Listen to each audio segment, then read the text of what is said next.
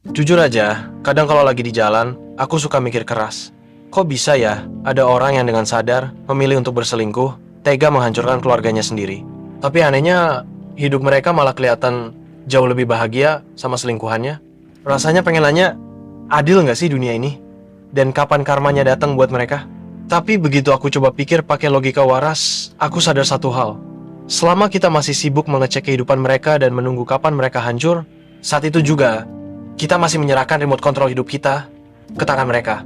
Dalam ilmu psikologi, fenomena ini dijelaskan oleh Julian Rother melalui konsep external locus of control, di mana kita mengizinkan kedamaian mental kita disandera oleh kekuatan dari luar. Dalam hal ini, tindakan mantan kita. Selama kita memakai pola pikir ini, kita tidak akan pernah sembuh. Lagi pula, siapa bilang mereka tidak sedang dihukum parah saat ini? Mari kita bongkar ilusi kebahagiaan mereka. Secara klinis, Helen Fisher, seorang antropolog biologis yang meneliti neurobiologi cinta, membuktikan bahwa orang yang gampang selingkuh itu seringkali hanya kecanduan lonjakan dopamin dari apa yang disebut new relationship energy. Mereka punya lubang hitam di mentalnya yang tidak akan pernah penuh. Akibatnya, seperti yang dirumuskan oleh psikolog Philip Brickman dan Donald Campbell dalam teori hedonic treadmill, para peselingkuh ini dihukum untuk terus berlari di tempat. Begitu fase bulan madu dengan selingkuhan barunya habis, tingkat kebahagiaan mereka akan otomatis anjlok ke titik awal. Kondisi ini memaksa mereka untuk terus mencari pelarian baru, hidup dalam kelelahan abadi, karena mereka cacat dalam merasakan kedamaian dari sebuah komitmen yang matang. Lebih tajam lagi, mari kita pakai pisau bedah stoikisme. Filsuf Epictetus dalam catatannya Enchiridion menegaskan bahwa kehancuran dan hukuman terbesar bagi seorang manusia bukanlah kemiskinan materi, melainkan hilangnya rasionalitas dan integritas. Mereka mengalami kematian karakter. Ketika mereka berkhianat, terjadi benturan hebat di otak mereka. Psikolog Leon Festinger menyebut kondisi ini sebagai cognitive dissonance. Ada konflik batin yang parah antara realita bahwa mereka adalah perusak dengan ego mereka yang ingin terlihat baik. Untuk menutupi konflik ini, mereka membangun pondasi hubungan baru di atas proyeksi kecurigaan. Secara nalar karena mereka tahu hubungan itu dimulai dari pengkhianatan. Di alam bawah sadarnya mereka sadar pasangan barunya juga berpotensi melakukan hal yang sama.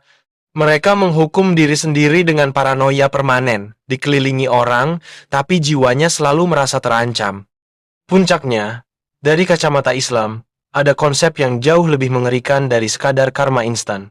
Ulama besar Ibnu Qayyim al-Jauziyah membahas secara mendalam tentang hukuman yang disebut istidraj, sebuah konsep pembiaran yang juga secara eksplisit diperingatkan dalam surah Al-A'raf ayat 182-183. Istidraj adalah jebakan berupa kesuksesan semu. Mereka sengaja dibiarkan karirnya lancar dan tertawa lepas, agar mereka semakin sombong dan lupa jalan pulang. Itu adalah momen di mana tali sedang diulur sebelum akhirnya ditarik sampai mencekik leher mereka. Dicabutnya sakinah atau ketenangan batin dari hidup mereka adalah bentuk teguran Tuhan yang paling sunyi. Mereka hidup seperti mayat berjalan yang fisiknya bersenang-senang, tapi ruhnya sudah lama mati. Jadi, verdictnya sudah sangat jelas. Berhentilah menunggu karma buat mereka. Keadilan Tuhan itu absolut dan hukuman paling kelak sudah mereka jalani detik ini juga, yaitu hidup seumur hidup dengan versi paling busuk dari diri mereka sendiri. Kemenangan terbesarmu justru terletak pada kenyataan bahwa kamu akhirnya diselamatkan dari orang palsu dan diberi ruang untuk sembuh. Tugasmu sekarang hanyalah menutup buku itu rapat-rapat dan fokus membangun dirimu lagi. Coba jujur sama aku, buat kamu yang pernah ada di posisi ini, hal apa sih yang bikin kamu paling susah buat berhenti melihat kehidupan mantan? Apakah gengsi, rasa penasaran, atau sekedar sunk cost fallacy? Karena merasa sayang dengan waktu yang sudah terbuang.